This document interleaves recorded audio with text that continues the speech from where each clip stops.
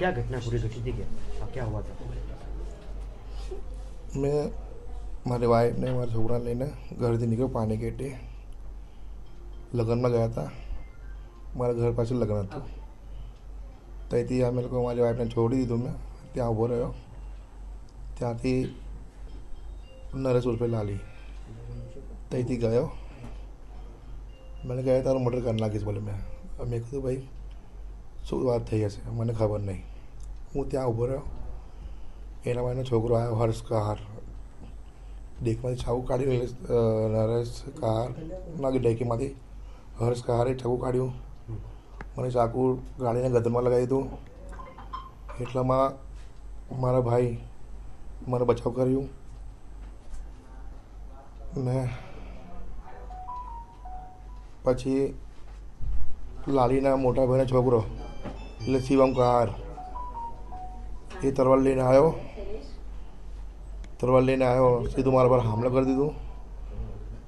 તો મારી નાખવાની જાનથી મારા હુમલો કર્યો.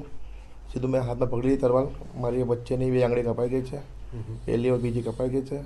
મોટી સર્જરી કરી છે, હજુ સક્સેસ ગઈ નથી. કેવું ઇતિહાસ ધરાવે છે એ લોકો? આ મોટા બુટલેગરો છે. પહેલાં વારંવાર બાપત પોલીસમાં બી એ લોકોના કેસ થયેલા છે.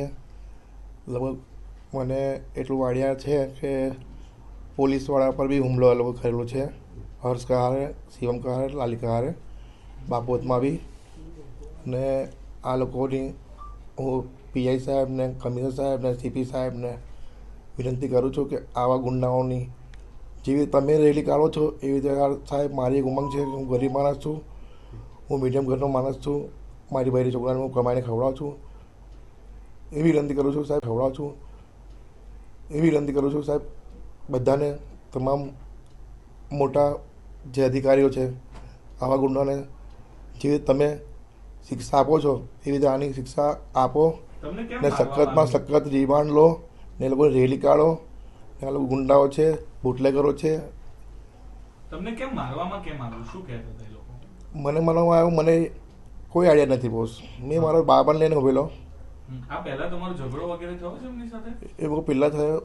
ઝઘડો એટલે બહુ પહેલાં એટલે લગભગ 10-12 વર્ષ થયા. ઓળંગલી થઈ હતી મારી, પણ એટલું બધું મને આઈડિયા નથી. કેમ કે ભૂલી ગયો તમે તો. કેમ કે આ વ્યક્તિ મને મારશે એવું આઈડિયા નથી. હમણાં તમે પોલીસ ફરિયાદ કરી છે?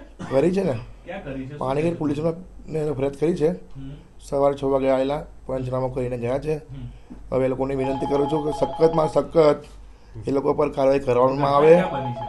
ઘટના બની વાંચવાડ 4 રસ્તા પાસે ને મારી વચ્ચેની આંગળીની નસ કપાઈ ગઈ છે. થતું નહીં, બ્લડ મને બંધ.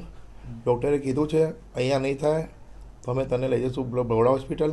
મેં ત્યાં મને 10 થી 12 લાખનો ખર્ચો કીધું છે. એટલે મારી પાસે નથી ખર્ચા. સાહેબે કીધું જો અહીંથી થતું હોય તો અમે કરીશું, નહીં તો તમે જતા રહેજો બોલે તમે જઈ જવું જોઈએ. હવે સાહેબ મારી એક વિનંતી છે કે આ લોકોને, આ બુટલેગરોને, આ ગુંડાઓને સખતમાં સખત તમારે સજા થાય આવી વિનંતી છે. આ ગરીબની. શું નામ આપનું? મારો મિતેશ રાજારામ કહાર છે. ને પહેલાં બી આ લોકોએ શિવમ કહારે ને પાછા થયેલી છે ને એ લોકો ચોર રોબી કરે છે. તે તમારા પર હુમલો કર્યો એ લોકોએ? હા, હુમલો કર્યો. કઈ રીતથી હુમલો કર્યો? હું ત્યાંથી તરવાલ મને મારી હાથમાં શિવમ કહારે ને હર્ષ કહારે આવ્યો ને લાલી કહારની ડેકીમાંથી ચાકુ કાઢ્યો. મને ગળ મારી દીધું, મને ફેટમ બચકી કરી. એમાં હું થોડો બચી ગયો ને મારો ભાઈ વચ્ચે આવી ગયો મને બચાવવા માટે. ને શિવમ કહારે તરવાલ મને મારી. સીપી સાહેબને એ વિનંતી કરું છું સાહેબ કે તમે મારી લાઈવમાં વિડીયો જોતા હોય તો આ ગરીબને વિનંતી સાંભળો કે આ લોકોને સખતમાં સખત રેલી કાઢો, એ લોકોનું રિમાન્ડ લો.